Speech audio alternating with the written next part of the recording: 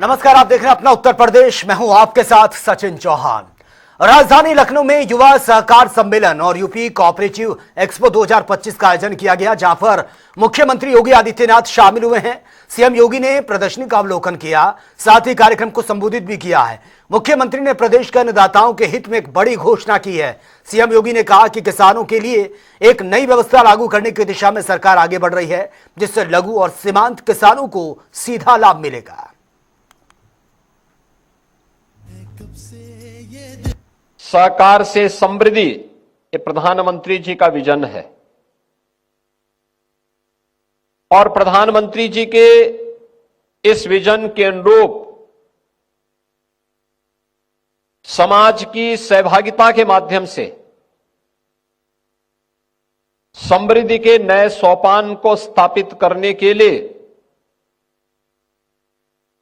प्रधानमंत्री मोदी जी ने देशवासियों को पहली बार केंद्र सरकार ने अपना सहकारिता का एक नया मंत्रालय गठित किया। पहले यह कृषि मंत्रालय के अधीन एक छोटा सा उसका आयाम हुआ करता था, लेकिन अब यह अपने आप में एक मंत्रालय के रूप में कार्य कर रहा है और देश के सबसे दूरदर्शी मंत्री के रूप में, संगठक के रूप में देश के आदरणीय गृह मंत्री माननीय श्री अमित शाह जी मंत्रालय गठन होने के बाद सबसे पहले मंत्री के रूप में भारत के सहकारिता आंदोलन को एक नई ऊंचाई प्रदान कर रहे हैं। संयुक्त राष्ट्र संघ ने भी वर्ष 2025 को अंतर्राष्ट्रीय सहकारिता वर्ष घोषित किया है और आदरणीय प्रधानमंत्री जी की प्रेरणा से हम लोगों ने सहकारिता के सुदृढ़ीकरण की दिशा में बहुत सारे कदम उठाए हैं, क्योंकि सहकारिता ये आपसी विश्वास, सामाजिक समता और आत्मनिर्भरता की गारंटी भी है। राष्ट्रीय सहकारिता नीति 2025, जिसे आदरणीय प्रधानमंत्री जी ने सहकार से समृद्धि के माध्यम से 2047 तक भारत को एक विकसित राष्ट्र के रूप में स्थापित करना है, यह प्रत्येक भारतवासी के सामने एक लक्ष्य दिया है और दुनिया की 1/4 सहकारी समितियां भारत में, जिनमें 8,44,000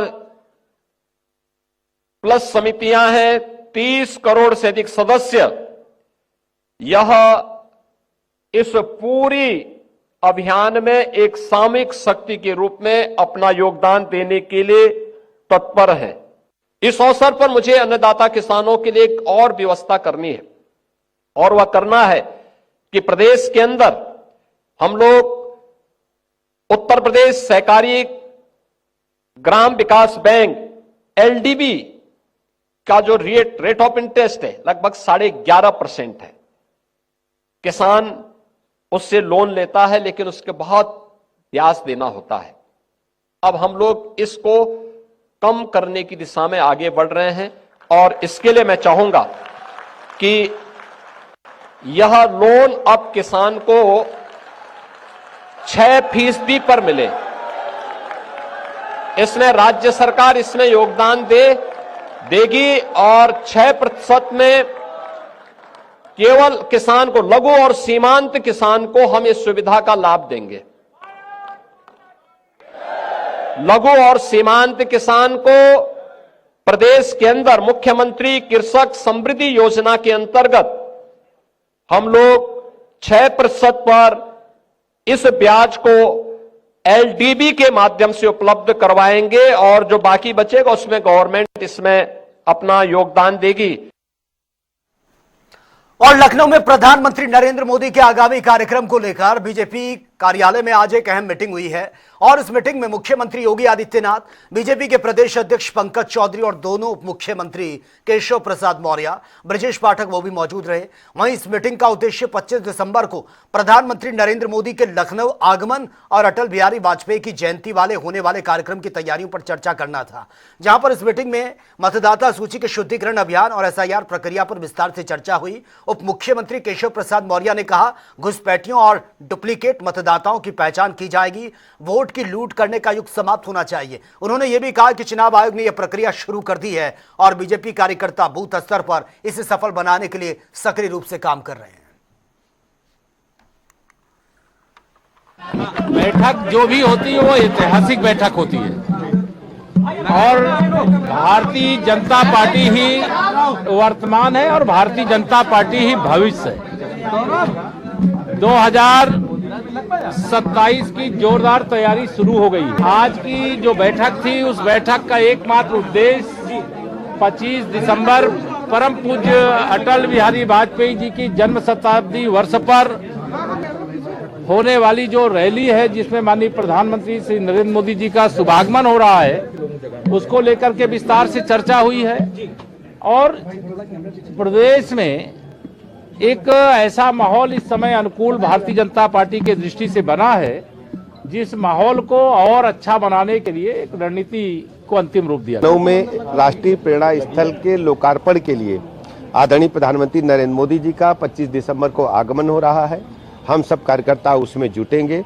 राष्ट्रीय प्रेरणा स्थल में पंडित दीनदयाल उपाध्याय जी की, श्रद्धेय श्यामा प्रसाद मुखर्जी जी की, भारत रत्न पूज्य अटल बिहारी वाजपेयी जी की प्रतिमाओं का लोकार्पण भी होगा और एक बड़ा, मैं कह सकता हूं, एक बड़ा प्रेरणा स्थल देश के लोगों के लिए आदरणीय प्रधानमंत्री जी समर्पित करेंगे और हम सब कार्यकर्ता उसमें बड़ी संख्या में जुटेंगे और पूज्य प्रधानमंत्री जी का हम सब मार्गदर्शन प्राप्त करेंगे। दरअसल समाजवादी पार्टी को अपने गिरेबान में झांक करके देखना चाहिए। जितने लोग भी उसमें वांछित हैं सब सपा से ही संबंधित लोग हैं। धीरे धीरे पर्दे खुलने दीजिए। बैठक संपन्न हो गई। अरुण चुग जी का, हमारे राष्ट्रीय महामंत्री का मार्गदर्शन मिला, माननीय मुख्यमंत्री का मार्गदर्शन मिला, सरकार संगठन दोनों के अनुभव शेयर हुए और संगठनात्मक रूप से जो आवश्यक विषय थे उन पर चर्चा होने का काम हुआ।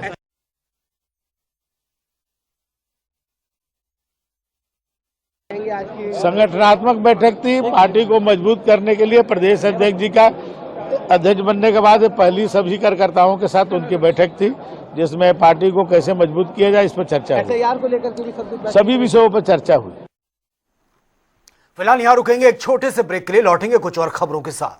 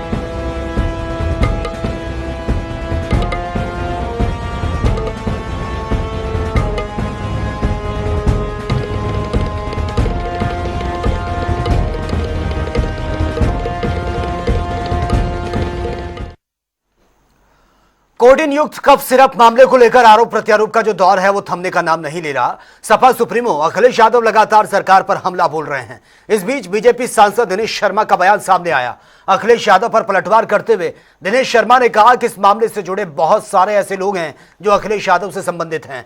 जांच जारी है और जल्द ही दूध का दूध पानी का पानी हो जाएगा। देखिए, बहुत सारे ऐसे लोग हैं जिनमें उनके संबंधित लोगों के नाम आ रहे हैं, इसलिए अब वो इसको बदलना चाहते हैं। दूध का दूध, पानी का पानी आ रहा है, जांच चल रही है, आने दीजिए नाम। मुख्यमंत्री योगी आदित्यनाथ के शासनकाल में उत्तर प्रदेश उत्तम प्रदेश बनने की ओर आगे बढ़ रहा है। लगातार योजनाओं, रणनीति के जरिए विकास को गति प्रदान की जा रही है और इसी कड़ी में सहारनपुर में महापौर डॉक्टर अजय कुमार सिंह ने 3 वार्डों में 1 करोड़ की लागत से होने वाले विकास कार्यों का शुभारंभ कर दिया है, जिनमें सड़क निर्माण, सीवर व्यवस्था, सुदृढ़ीकरण और साथ ही जलापूर्ति के लिए 35 HP क्षमता के पंप की स्थापना संबंधित कार्य इसमें शामिल हैं।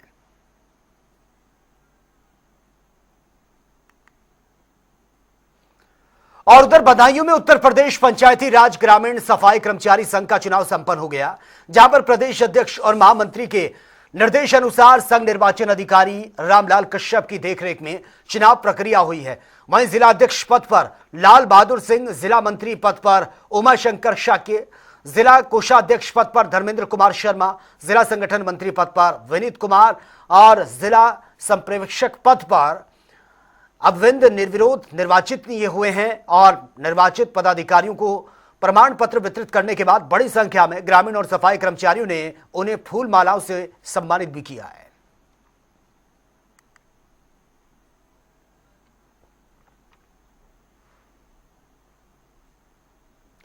और वहीं प्रयागराज में विद्युत परिषद के तत्वाधान में आलोप शंकरी मंदिर में एक महत्वपूर्ण मीटिंग आयोजित हुई है, जिसकी अध्यक्षता शंकराचार्य स्वामी वासुदेवानंद जी ने की है। वहीं मीटिंग में प्रयागराज को तीर्थ क्षेत्र घोषित करने और माघ मेला क्षेत्र समेत 5 कोस परिधि में मांस और मंदिरा की दुकानों पर पूर्ण प्रतिबंध लगाने की मांग की गई है। इसी के साथ ही सभी घाटों का नाम भगवान माधव के नाम पर रखने का प्रस्ताव रखा गया।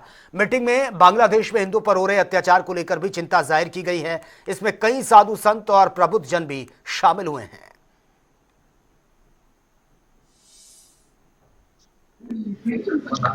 प्रयाग क्षेत्र घोषित किया जाए। यहाँ इस क्षेत्र में छतनाग से लेकर के नागबासी, इधर बैराना क्षेत्र, मनकामेश्वर तक, इन सब क्षेत्रों में मांस, मदिरा और अंडे की दुकानें न लगे, इसका निषेध किया जाए। गंगा जी में प्रदूषण चाहे वर्षा काल का हो चाहे अन्य काल का हो, उसको रोकना चाहिए। लोगों की भावना है, उस भावना की रक्षा करनी चाहिए, ऐसा हम कहते हैं। आज जो बैठक यहाँ हुई है उसमें प्रस्ताव रखा गया, बांग्लादेश में जो हिंसा हो रही है इसको सरकार को, जनता जनार्दन को सबका विरोध करना चाहिए। हम अहिंसावादी हैं, हिंसा के पुजारी हैं, हिंसा के विरोधी हैं, तो उसमें शांति आवे बांग्लादेश में, भगवान उनको सद्बुद्धि दे।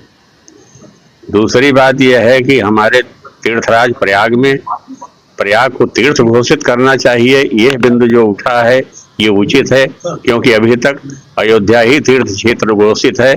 तीर्थराज प्रयाग है तो, लेकिन तीर्थ क्षेत्र घोषित नहीं है। और जब तीर्थ क्षेत्र घोषित हो जाता है तो वह क्षेत्र विकसित होने लगता है, वहाँ की भावना सबको प्रेरित करने लगती है कि ये हमारा क्षेत्र तीर्थ क्षेत्र है। दूसरी बात यह है कि जो हमारे यहाँ मांस, मदिरा, अंडा ये तमाम लोग बेच रहे हैं और ये तमाम प्रदूषण फैला रहे हैं, तो ये निश्चित रूप से हमारे जितने भी 12 माधव हैं और जहाँ तक 5 कोस की हम लोगों की मांग है, वहाँ तक यह प्रदूषण नहीं होना चाहिए। किसी को लाइसेंस नहीं देना चाहिए बेचने का। अगर वे ऐसा करते हैं तो उन्हें दंडित करना चाहिए। तो चलिए अब बात होगी तमाम खबरों की ताबड़तोड़ अंदाज में। मुजफ्फरनगर के जागेटी टोल प्लाजा का धरना प्रदर्शन समाप्त हो गया। भाकियो तोमर ने विभिन्न मांगों को लेकर सौंपा ज्ञापन। फुगान सीओ नीरज सिंह, नायब तहसीलदार अमित कुमार ने लिया ज्ञापन।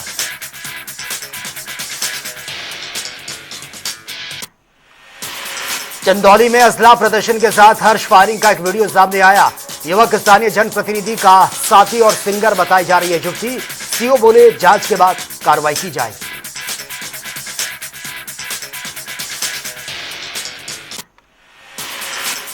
वाराणसी में धनवंतरी डॉक्टर्स कॉलोनी में चला वीडीए का बुलडोजर। एक साथ 10 जगहों पर अवैध प्लॉटों पर की गई बड़ी कार्रवाई। ड्रोन के जरिए बनाया गया वीडियो।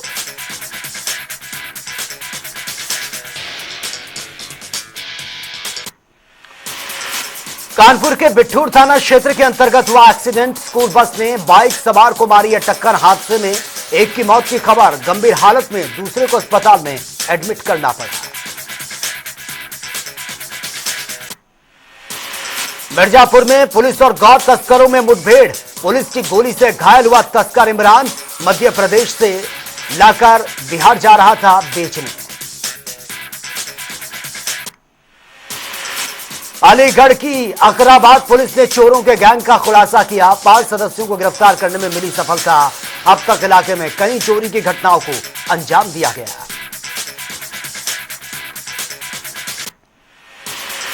अलीगढ़ में नकली देसी घी बनाने वाली फैक्ट्री का पुलिस ने किया खुलासा। भारी मात्रा में नकली घी की हुई बरामदगी। ब्रांडेड कंपनियों की अवैध पैकिंग भी बरामद।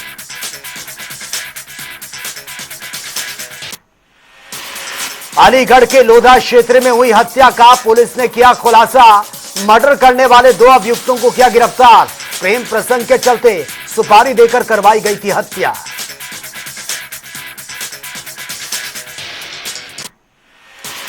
संत कबीर नगर पुलिस को मिली है बड़ी कामयाबी। सरकारी योजना का झांसा देकर बैंक अकाउंट से अवैध लेन देन करने वाले गिरोह का खुलासा।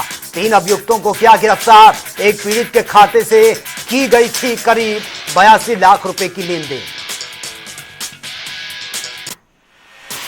अलीगढ़ में विश्व हिंदू परिषद का प्रदर्शन। बांग्लादेश में हिंदुओं पर हिंसा के विरोध में सौंपा ज्ञापन। पुतला दहन। आईपीएल में बांग्लादेशी खिलाड़ियों के बहिष्कार की मांग।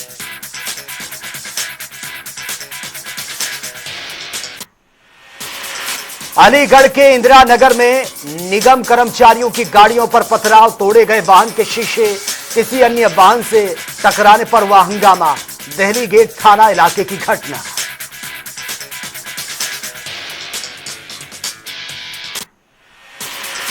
सहारनपुर में कवित्री रश्मि शर्मा की पुस्तक अंतर्मन की व्यथा का लोकार्पण। दीप प्रज्वलन के साथ हुई कार्यक्रम की शुरुआत। पुस्तक में रामायण महाभारत के कुछ पात्रों के अंतर्मन की व्यथा को किया गया उसका वर्णन।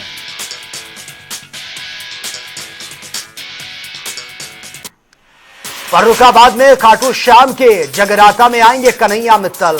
भक्तों का पहुंचना हुआ शुरू। जगराता में दिल्ली से आया स्टेज। सुरक्षा व्यवस्था को लेकर किए गए पुख्ता इंतजाम। फर्रुखाबाद में कैश कलेक्शन कर्मी से हुई लूट की घटना का अपर पुलिस अधीक्षक ने किया खुलासा। गोली मारकर करीब 7 लाख रुपए की लूट को दिया था अंजाम। मास्टरमाइंड कपिल को किया गिरफ्तार।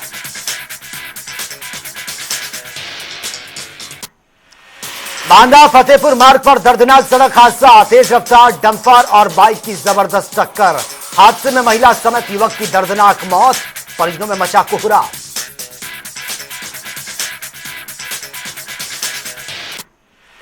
मिर्जापुर में अधिवक्ता एसोसिएशन की ओर से सम्मान समारोह और गोष्ठी का आयोजन। हाईकोर्ट की न्यायमूर्ति पीयूष अग्रवाल ने दीप प्रज्वलित करके शुभारंभ किया।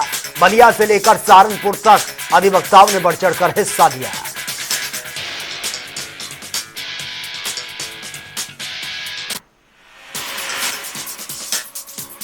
हिंदू राष्ट्र की मांग को लेकर फर्रुखाबाद में निकाली गई भव्य यात्रा। बजरंग दल समेत अन्य हिंदू संगठनों के पदाधिकारी शामिल। भारी संख्या में लोग हुए शामिल। कानपुर में एक्शन मोड में दिखाई दिए डीएम। सड़क पर उतरकर चलाया चेकिंग अभियान। कई वाहनों का सीज कर दिया गया। काटे गए चालान।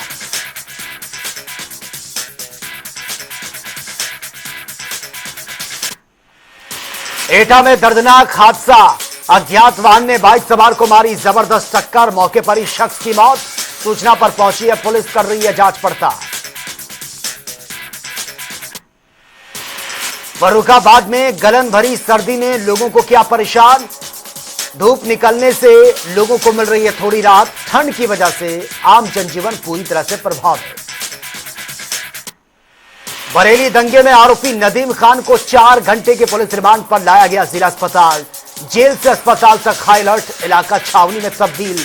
कई थानों की पुलिस, पीएससी, एसपी सिटी और सीओ तैनात। फर्रुखाबाद में परिवहन विभाग की बड़ी लापरवाही आई सामने। हाईवे पर कोहरे में बिना बैक लाइट और रिफ्लेक्टर के दौड़ते दिखे वाहन। विभाग पर निर्देशों का पालन न करने का। बदायूं में लुटेरों ने महिला अधिकारी के कर की लूटपाट।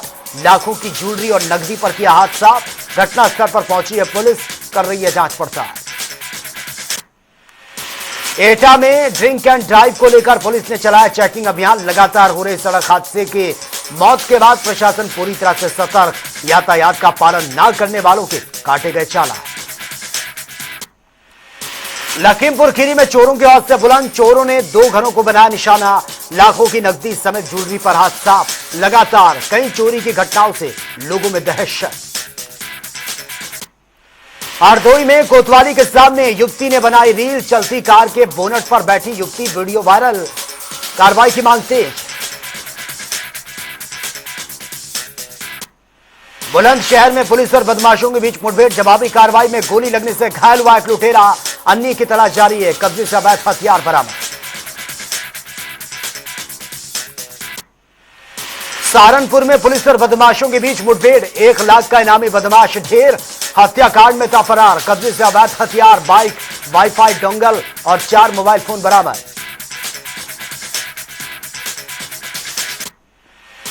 बुलंदशहर में शनिदेव मंदिर के पास मालगाड़ी की चपेट में आने से महिला की मौत। रेलवे ट्रैक पार करते समय हादसा। 10 साल की बेटी गंभीर रूप से घायल। पुलिस ने पोस्टमार्टम के लिए शव भेजा। औरैया में छाया घना कोहरा। सड़कों पर रेंगते नजर आए वाहन। ठंड से बचाव के लिए लोग ले रहे अलाव का सहारा। कोहरे से सरसों, आलू और अरहर की फसलों पर गहराया संकट। झांसी में स्क्रैप फैक्ट्री में भीषण आग। करोड़ों के नुकसान की आशंका। मौके पर पहुंची दमकल की गाड़ियां बमुश्किल आग को कंट्रोल किया। कानपुर में जन सुनवाई के दौरान युवक ने डीएम के सामने अपने शरीर पर डाल दिया पेट्रोल। नरवल थाने की पुलिस पर कार्रवाई न करने का आरोप। वीडियो सोशल मीडिया पर वायरल। नोएडा में दबंगों ने होटल कर्मचारी के साथ मारपीट की। जाति सूचक शब्दों का इस्तेमाल। मारपीट का वीडियो वायरल। ऑर्डर लेट होने को लेकर हुआ था विवाद। आगरा में बेसमेंट निर्माण के दौरान हादसा। अचानक भरभरा कर गिरी बेसमेंट की दीवार। 7 लोग मलबे में दबे। सभी घायलों को सीएचसी में एडमिट करवाना पड़ा। 4 की हालत नाजुक है। मथुरा में कोल्ड ड्रिंक गोदाम में भीषण आग। लाखों का सामान जलकर राख। दमकल कर्मियों ने कड़ी मशक्कत के बाद आग को कंट्रोल किया। मुजफ्फरनगर में जगाहेड़ी टोल प्लाजा पर भारतीय किसान यूनियन तोमर ने फ्री करवा दिया टोल। निखिल चौधरी के नेतृत्व में सैकड़ों कर्मचारियों ने किया धरना प्रदर्शन। मौके पर पुलिस बल भी तैनात रहा। तो फिलहाल इस बुलेटिन में मेरे साथ इतना है, लेकिन तमाम खबरों के लिए आप बने रहिए जनता टीवी के साथ। नमस्कार।